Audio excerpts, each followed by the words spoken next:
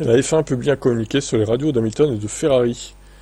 Alors, pour ceux qui n'ont pas suivi, sur F1 Type, on en a parlé. En gros, Vasseur a dit que la FOM a voulu, on va dire, faire le buzz et modifier un peu la façon dont ont perçu les fans la conversation radio.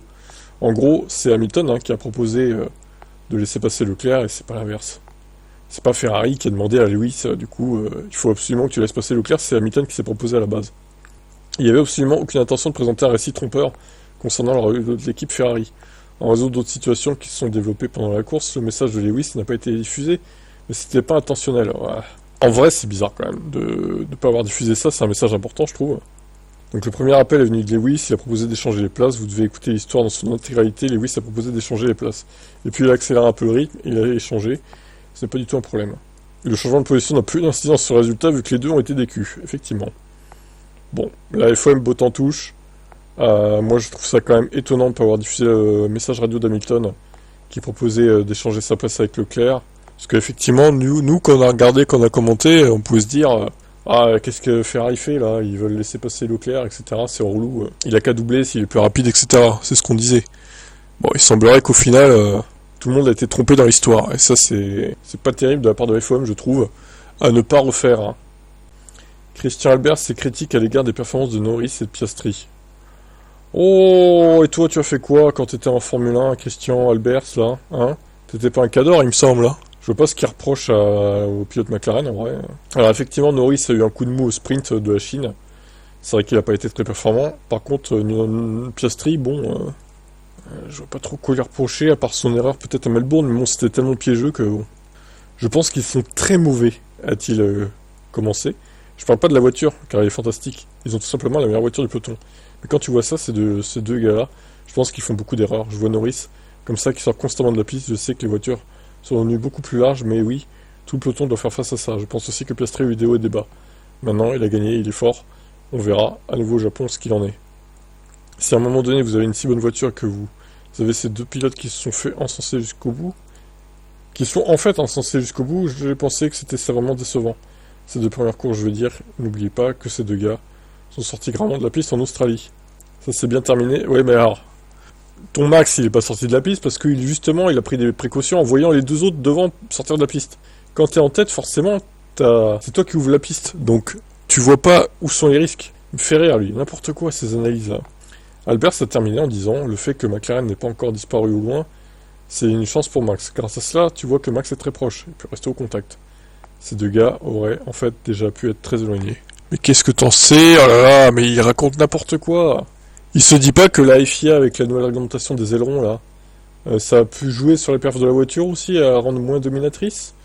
Ouais, je sais pas, je dis ça comme ça, mais lui, vraiment, faut qu'il se taise. Albert, ça va plus du tout. Il était mauvais en tant que pilote, et il est mauvais en tant qu'analyste en Formule 1, quoi. Va te coucher, Christian, ça vaut mieux. Verstappen doit continuer à se méfier d'une éventuelle suspension pour l'instant.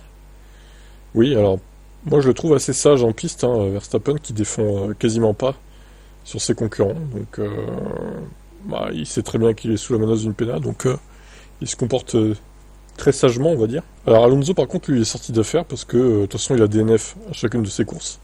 Il a repris 3 points sur sa licence, là, du coup. Par contre, Max doit attendre jusqu'au 30 juin pour revenir à seulement 6 points de pénalité. La prochaine fois que d'autres points seront retirés de son permis, ce sera le 27 octobre. Et les 3 restants expireront après le Grand Prix d'Abu Dhabi.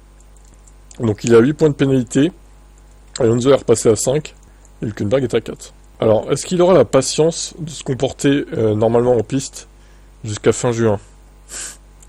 Sachant qu'on arrive en plus sur un triple leader, là, les prochaines courses.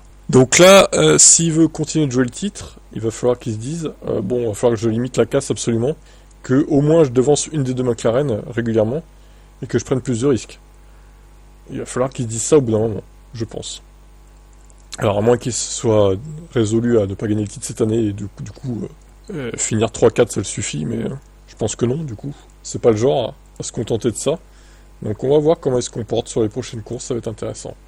Oscar Piastri, le Grand Prix de Chine, c'est ma victoire la plus complète à ce jour, déclare-t-il le pilote australien. Je suis très satisfait évidemment, je pense que c'est toujours une bonne journée de franchir la ligne d'arrivée en premier, c'est évident.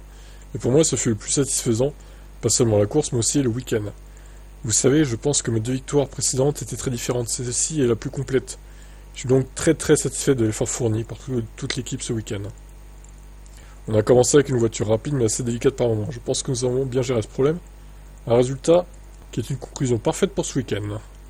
Un week-end incroyable du début à la fin. La voiture était vraiment super du début à la fin. Je pense qu'aujourd'hui c'était une petite surprise avec le comportement différent des pneus, mais non, super.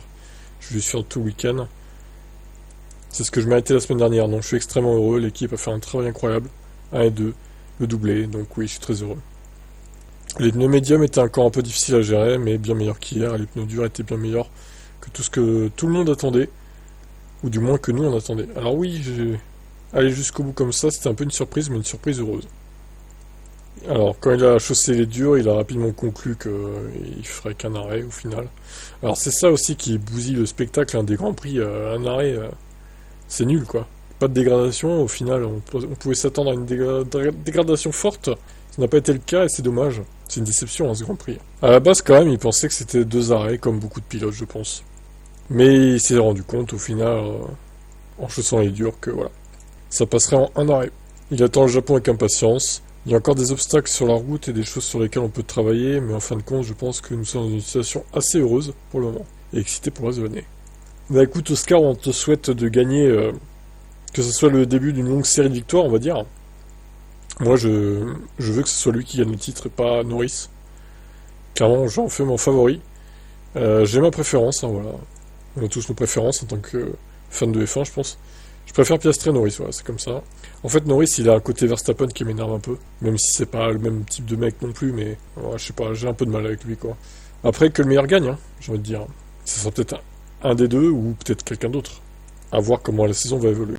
On commence à repaniquer au sujet de Verstappen qui pourrait partir chez Red Bull. Marco est clair, si on peut pas offrir cela, des victoires pour Max, il va partir. Max veut une voiture qui peut toujours gagner. Il y a toujours des clauses de performance et si nous ne pouvons pas lui fournir ça, il sera difficile de le retenir. Même s'il a ajouté que c'était trop tôt pour tirer des conclusions, c'est que la deuxième course. Malgré tout, il est clair que Red Bull doit agir rapidement pour garder le cours du champion du monde au sein de l'écurie pour l'avenir. Nous avons un déficit technique et nous devons trouver comment construire à nouveau une voiture gagnante et dans quel délai. À cette fin, une réunion de crise est prévue au siège de Milton Keynes, à laquelle Verstappen assistera également. Cependant, l'Autrichien ne s'attend pas à un miracle. Une évolution rapide serait bien, mais vous ne pouvez pas compter là-dessus. Oui, bah oui, le temps de construire les pièces, le temps de faire les recherches aussi avant pour déterminer dans quel domaine l'équipe doit s'améliorer. Il y a tout un procédé à faire, enfin, à suivre. C'est compliqué là. Donc, en plus, ils ont plus Newey, qui est parti chez Aston, à la concurrence. Ça va être dur de se débrouiller sans lui, hein. Parce que tout le concept de base en 2022, c'est lui qui a dessiné la voiture, donc après ils ont évolué la voiture en fonction de tout ça. Mais là, il est plus là, il peut plus les aider, quoi.